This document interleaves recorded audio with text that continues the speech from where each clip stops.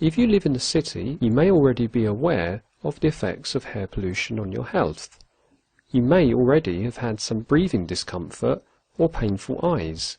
The ones that we'll be focusing on in this video are particulate matter, called PMs, ozone, O3, nitrogen oxides, and sulfur dioxide.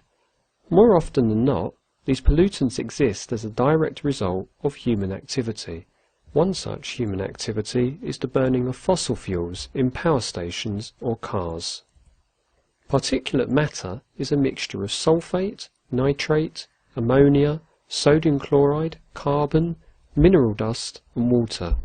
It consists of a complex mixture of solid and liquid particles of organic and inorganic substances suspended in the air. These particles are identified according to their aerodynamic diameter as either PM10, particles with an aerodynamic diameter smaller than 10 microns, or PM2.5. These have aerodynamic diameters smaller than 2.5 microns.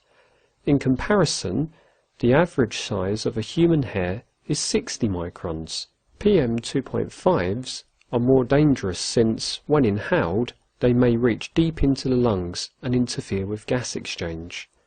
The health effects of particulate matter are felt in both the developed and developing world.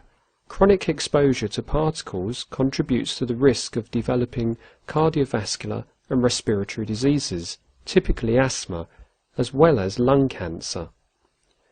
Ozone, O3, absorbs harmful UV rays from the sun in the upper atmosphere and can help prevent the increased risk of skin cancer. However, ground-level ozone causes problems. It does so by a photochemical reaction, which is triggered by the absorption of light. The reactions between nitrogen oxides and volatile organic compounds lead to the formation of a photochemical smog and ground ozone. You see this more often in the summer, and it can appear as an orange-brown haze over a city. This smog, including the ground ozone, causes breathing problems, can trigger asthma attacks, and lead to lung disease. Next, nitrogen dioxide emissions come from cars and factories where fuels are combusted. You may recall oxygen forms about 21% of our atmosphere, whilst nitrogen forms 79%. In a hot engine, a tiny amount of nitrogen atoms join with oxygen atoms to form mixtures of nitrogen oxides, called NOx.